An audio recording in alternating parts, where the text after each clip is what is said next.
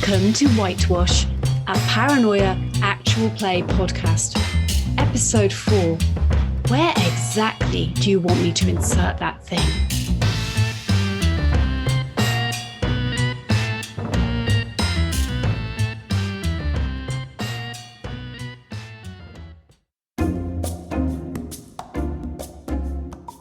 Previously on Whitewash, Task Force Epsilon 718 have been given a routine and completely safe assignment to investigate the lack of output from CFD Sector's food vat. At the same time, they've been given another, slightly more mysterious mission to repaint a corridor that appears to have been accidentally painted white. After having collected their equipment from PLC, the team started making their way to CFD Sector's food vats, but decided to stop and bicker on the way, largely over the contents of a mysterious syringe. We join them as they finally make their way into the vat itself. You guys get to the lovely food vats. Now, for most troubleshooters, food vats tend to carry with them somewhat traumatic memories, mainly because that's where you all used to work prior to becoming troubleshooters. When you were infrared clearance drones, you used to work in the food vats.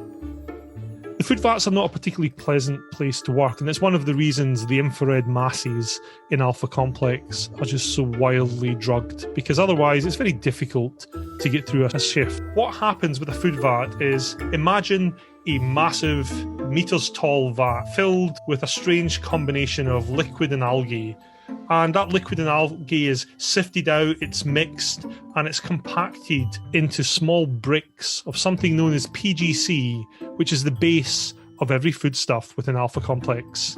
When you stopped being infrared, you tried not to think too hard about that, because the consistency, the smell, and the appearance of PGC is not very appetizing.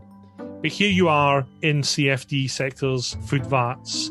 There's probably a few of you get a little bit twitchy when you see the food vat again, because this time you're not off your face in drugs. You're not wildly suppressed by mood stabilizers, and you see this large, slightly rusty, badly smelling vat.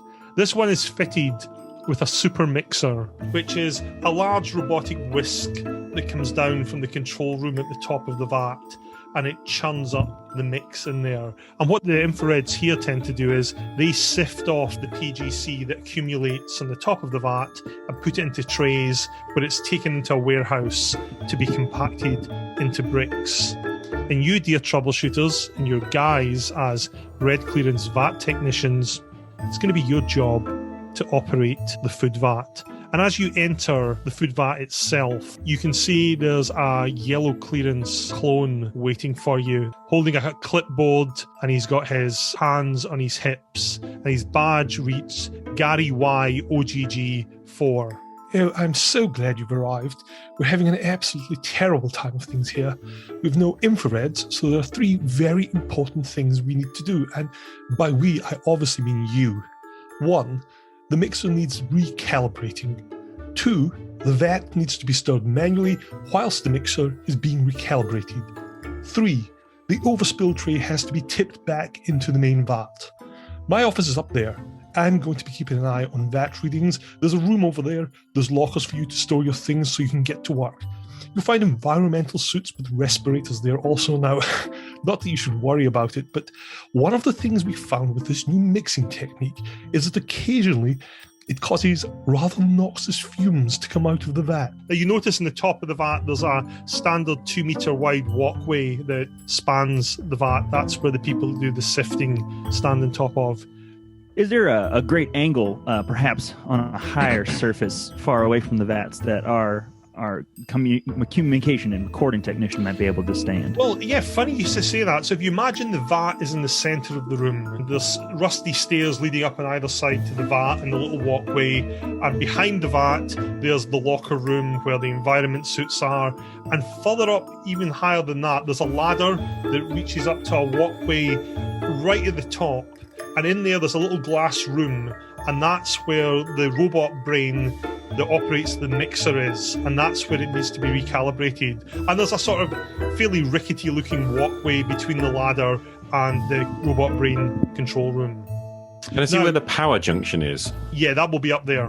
Great. Now, one important thing, when you're wearing your environment suits, these environment suits can be a little bit flaky, and to indicate you're wearing them, You need to talk like that through your respirator. In case it wasn't obvious, what I'm doing at the moment is cupping my hands over my mouth. Yes, this is the sort of ridiculous nonsense that happens in Paranoia games. if you don't do that, I'm just going to assume that the respirator isn't working for that particular moment. I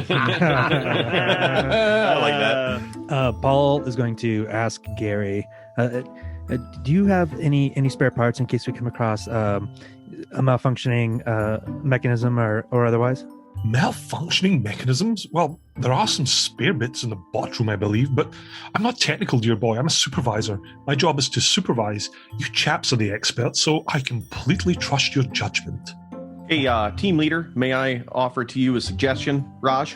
I will hear your suggestion. Most humbly, of course, because my loyalty is to the computer. And I'm thinking, since I work up in R&D, and we've got our equipment guy and you here, and the bot brain is pretty sensitive stuff, maybe we three, you and Walt and me, we go up, recalibrate the bot brain, and then the rest of the team can go off and do the other task. I actually have an exceptional skill with bot programming myself, as I am the assigned bot programmer for this specific recalibration effort, as you all well know, because we were informed of this before we came down here. Okay. As normal members of Red Fubat Calibration. Can I just volunteer to go and check the power relays, please? I think it would be sensible given my experience from power services. If I am not mistaken, he said nothing of power relay. It's very important that we check the thing is powered. Are you saying that this... Before you fix the robot Are brain? you saying that the supervisor would not know of what he is supervising? Of course he doesn't know anything about technical stuff. You're because saying that the he's supervisor doesn't know so- anything. Very curious. Maybe we should get Yeah, the there supervisor seems to be a lot involved. of that going around.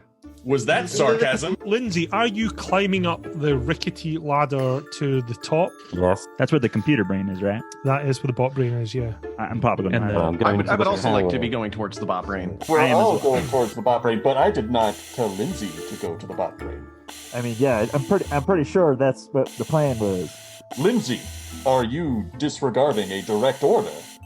Now I don't remember being given one. No, you just told him to not worry about the power relay, sir. You didn't say anything about not going to the bot brain. Oh God, I farted in my suit. It smells terrible. That is unfortunate. But, Lindsay, why don't you come down here and Sorry, Raj. why what don't did you say? start manually stirring the pot? I'm sorry, what did you say? Start manually stirring the pot. I'm really having trouble listening through your respirator, sir. Well, bad ears are often signs of mutation. Perhaps we should have that checked. I'm sorry, sir? I'm just going to walk up and I'm going to rip Lindsay down. Am I just becoming the victim of a random, hit? You're trying to get me to speak without my mask. I understand what you're doing. In a sudden swing, Chris R goes to back up Raj R because he thinks Lindsay's also being very strange. Right? This guy is extremely strange. Why does he have an obsession with disregarding order? I don't know. I probably should speak like my character though. That makes more sense. I apologize. Raj goes and pulls Lindsay off the ladder. Lindsay, you land with a thud on the floor. Ow. Now, Paul shows up from the maintenance room with a bunch of spare parts to inspect. exactly why are you disregarding an order, Lindsay? Ow. Maybe you do not hear me. I'm going to take off. This is me, Ryan speaking now. I'm going to take off his thing so he can hear and be listened to. Okay. I'll still be like this though. You really shouldn't remove those. Those are in there. Those are there for your safety. He said he was having difficulty hearing. I'm only trying to help him get it along. Now, Lindsay, why were you disregarding a direct order? Ow. So you refuse to answer, your team leader? I'm having trouble. My suit appears to be... ow. Somebody contact friend computer. It seems we have a unorderly individual. Hang on a minute. You just pushed me off. You disregarded a direct order. I'm sorry, sir, I didn't hear the order. There are no excuses when dealing with the computer. Team Sir, leader, do you want me to take care of this treasonous individual? I would be forever in your debt if you were to. Sir, can I just point out that you've got something on your suit? Would you like a squeegee? Do not touch me. Deal with this man. Mayhaps your next iteration of you is a little more compliant, and I'm going to shoot him. Okay. Jesus. He draws his laser pistol, points it, and he lets rip, and a bolt of red laser just shoots past and zings off the side of the food vat. Lindsay, what are you doing? Can I get up? Okay, you stand up. What's Tracy doing? Okay, you're dithering. Walt, what are you doing? Sorry. I'm hiding behind the crate in my hand. There's a little bit of a problem with John's audio here.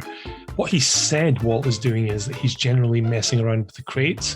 What he's actually doing is he's readying a grenade from the crates. What's Raj doing? I pull out my pistol and shoot him point blank. What is Paul doing? Paul is taking spare parts up to the bot mixer to try to repair it. So Paul's Tracy would politely also like to just pushing go up to the. by this insanity and excuse me and trying to climb up the ladder with Tracy following after. I have a test here. Ryan, you roll your laser pistol. In your excitement and with the rush of adrenaline. Can I? Is that a failure? It's a failure. Can I use some perversity? You can use up to 5. I will use 5 points of perversity. Okay, how is Raj making it better for himself to that degree? He starts to like dodge a little bit back and forth, like trying to I keep on trying to aim the pistol at his head, and he keeps on like.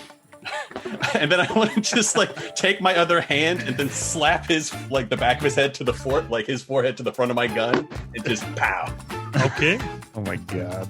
I think Paul will use some of his perversity as he's climbing up the ladder. He'll bump him so his shot misses. So I'll use 3 perversity to do that. As he's kind of rushing past to get to the ladder, he just bumps his gun arm just off target. Raj pulls out his pistol. He thinks he's got a dead clean shot on Lindsay. Then Paul's like, excuse me, bangs him in the arm, and the laser shot goes off and it zings up. It hits the glass booth that the bot brain's in. I'm sure it's not done anything there. Back to Lindsay. What are you doing? Lindsay is going to... is fixated on getting this power thing checked out. So just going to ask Raj, okay, can I please go and turn the power off before you go fiddling with things? Otherwise, you're going to electrocute yourself, sir. Walt. I'm going to slowly put the crate on the ground, and I'm going to start rummaging around in it for some stuff. Okay. Tracy, you still climb. It'll take you 3 rounds to climb to the top of the ladder. You still climbing? Yeah. Paul, you still climbing? Yes. Chris. You said the ladder was rickety, right? Mm-hmm. I'm going to try to pull the ladder off the wall. Okay, excellent. Can you make a violence roll for me, please? And I will use all 5 points of perversity to bump that up as high as possible. Okay, so that's currently a very shaky ladder, Tracy and Paul, that you're climbing up. Shaky to the tune of 6 points. So can I use perversity to counter his perversity? Of course you can. I'm gonna see you and call, sir. Okay. Is what I'm going to do. So there's a 1 point success now. And then Tracy's going to shout down, What are you doing? I'm just trying to set up some diagnostic equipment while y'all are down there fighting. And Paul will spend some perversity as well and try to get that to a failure. Okay. You give it a shake and the pair of them are yelling down at you. What's Raj doing? Lindsay, you should listen to your team leader. I told you to manually stir the pot. Yes, sir. You want me to manually... Task Force Epsilon 718. My sensors are detecting laser fire in your vicinity. Team leader, report. Computer, it is my unfortunate duty to reveal to you that Lindsay has been disregarding a direct command. A direct command from whom, citizen? From the team leader, me, Raj. Have you exerted your authority, team leader? I did exert my authority, and they did not follow it. There appears to be some fault with your ability to exert authority, team leader. Please report to INSEC HQ in CFT sector for complimentary reconditioning. Will do. Do I leave? Do I just walk away? Do you? Oh yeah, I'll just walk away. Okay. So, somewhat crestfallen, Raj puts his head down and skulks off. Tracy and Paul, you get to the top of the ladder. Curiously, as you get to the top of the ladder, there's a sort of plot in the food vat. Remember that grenade that Walt was readying? Yeah, that plot was that grenade. As we'll find out, grenades don't really work very well underwater or under whatever it is that's in these food vats. And some bubbles come up to the top. Well, I don't exactly like the sound of that. What is on the vat? You know what?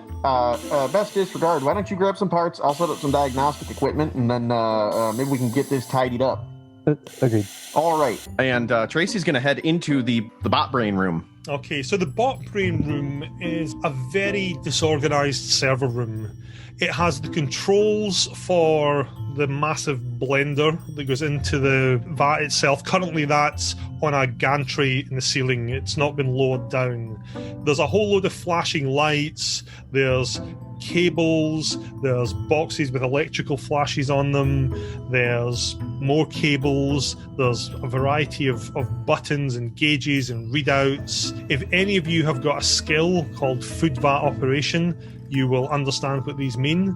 If you don't, there are cables and buttons and all sorts of good stuff there. There is also the bot brain itself. Now, the bot brain is kept inside a metal cabinet, and it's smallish. It's about the size of a desktop PC, and it's contained inside a sort of crystal lattice, and it has ports in the front where things can be, universal connectors can be plugged into. It's connected into the back of all these various boxes and stuff, and there's little speakers in the walls. So Tracy is going to pull out a curious looking sort of like atom punk device that plugs directly into it. It's my human to bot interface machine. Surprise, surprise, Tracy isn't being entirely honest here. Yes, he does have something called a human to bot interface. It's also connected to some kind of grenade. Yep, this lot really do like their explosives. While you're doing this, Lindsay also walks into the same room as you. Oh, hey there, Lindsay. Have you remembered to wash your hands? Yeah, of course, especially when there's such sensitive stuff in here. Okay, I'm just going to go over and wipe this cabinet box over here. Sure, I'm just going to go wipe this other cabinet box over here. And Lindsay will go over to the power junction box and give it a wipe and then open it. So just to make sure that Lindsay's doing the right thing here, can Lindsay make a habitat engineering roll, please? He's going to really, really pay attention to this and focus very carefully.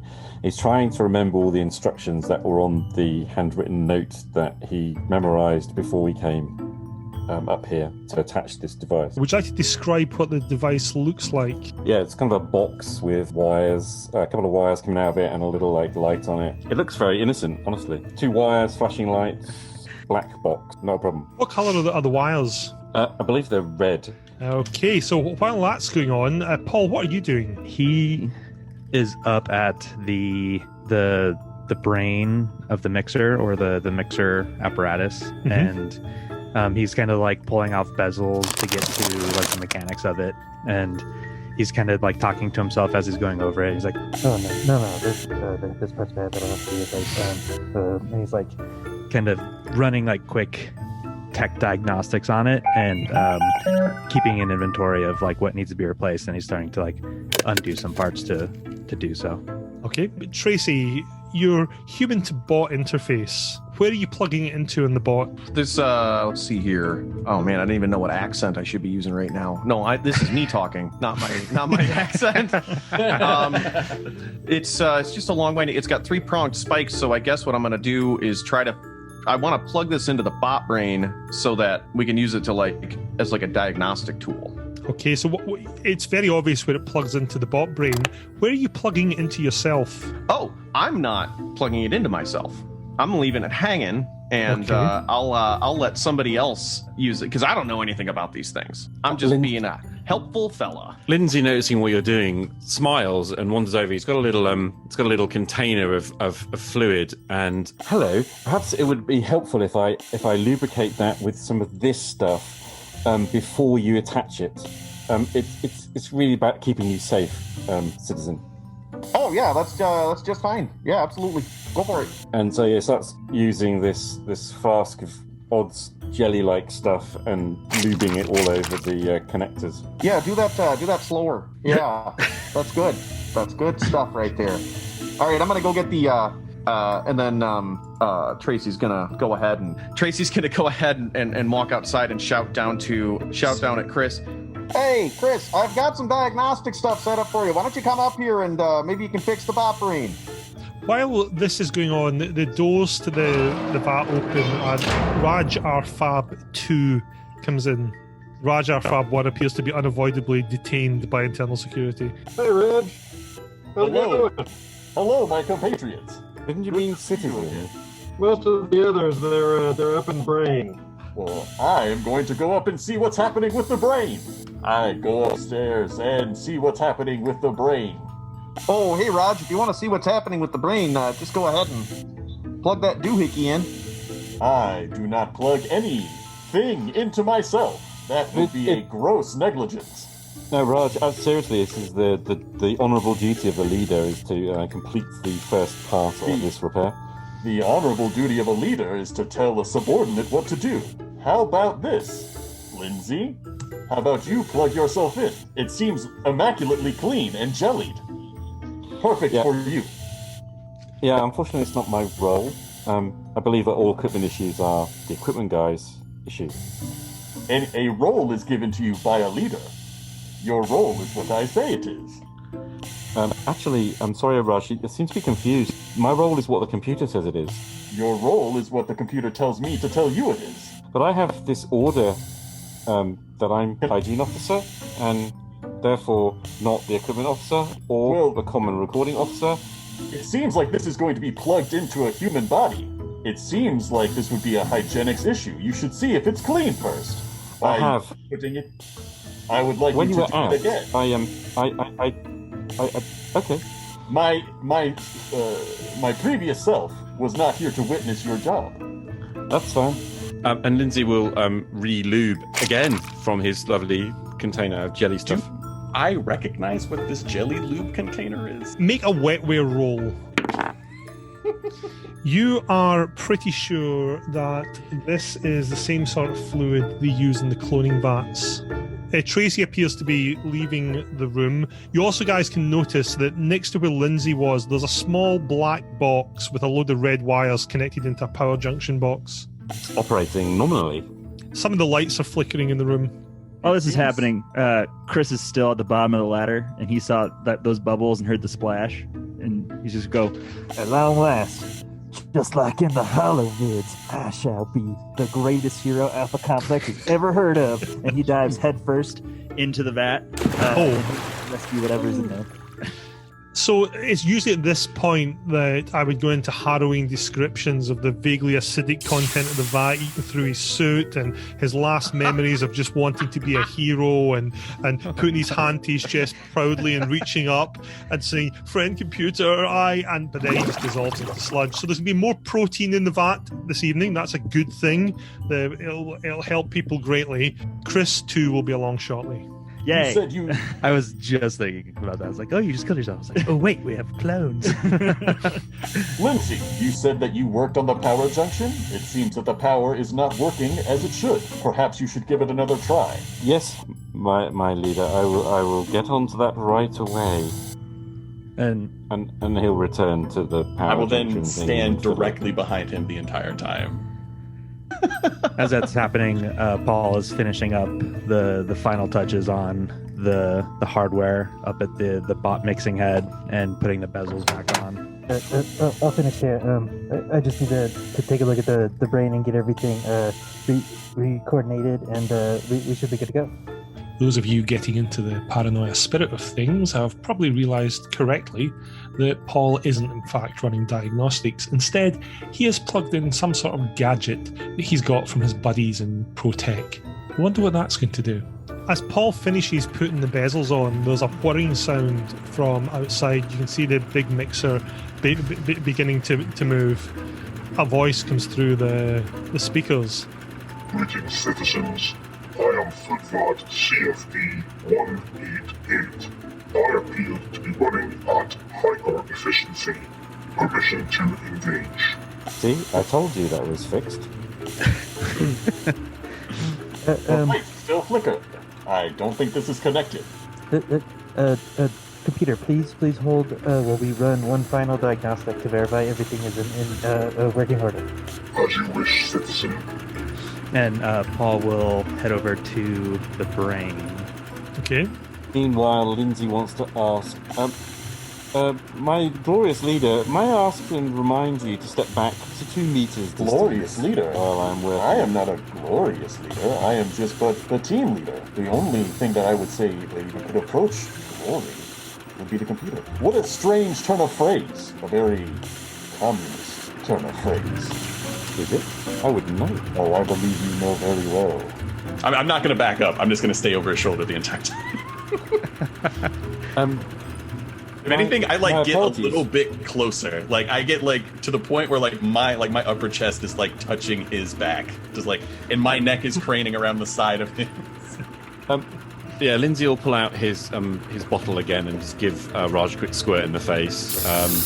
Just to make sure that everything's clean. You appear to have something on your glasses. While this is happening, what's Walt up to? Walt is not knowing what to do, just going through the inventory in this crate over and over and over again, pretending to look busy and whistling. Okay, you notice that there are 4 grenades missing off the manifest. I see. Okay, I'm going to pull out my PVC and make a call. I'll let you know what that is. Okay. Meanwhile, in the brain room, the display in the main console flickers into light. There are many mutant powers in Alpha Complex. All of our troubleshooters have one, and all of them are treasonous. Some of them, however, are more treasonous than others. For example, Tracy R has the mutant power Machine Empathy. This is so treasonous that any citizen found guilty of having machine empathy will be executed on the spot. Wonder if Tracy's going to use that mutant power for his own gain. The bot announces, Diagnostic cable connected. Please insert into human to allow diagnostics to continue.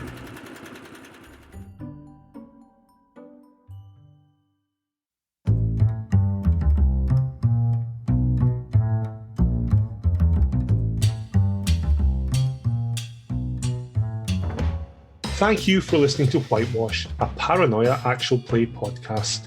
Thanks have to go to our wonderful cast of players/voice actors. They are, in no particular order, Alex Adams as Chris R, Che Webster as Lindsay R, Paul Page as Paul R, Ryan Mossbarger as Raj R, Ben Drury as Tracy R, John Cohen as Walt R, and Keeley Wilson as the Computer. Some of these folks have podcasts of their own. I'll include the details in the show notes, so please give them a listen. We're pretty sure you'll like them. We're a regular addition to the Roll to Save lineup, with new episodes appearing every month. If you would like to get in touch with us, please find us on Twitter at SavePodcast, or email us at roll.2.save.pod@gmail.com. You can also find us on Facebook by searching for Roll to Save. We're always on the lookout for new cast members, so if you fancy giving Paranoia a try, let us know.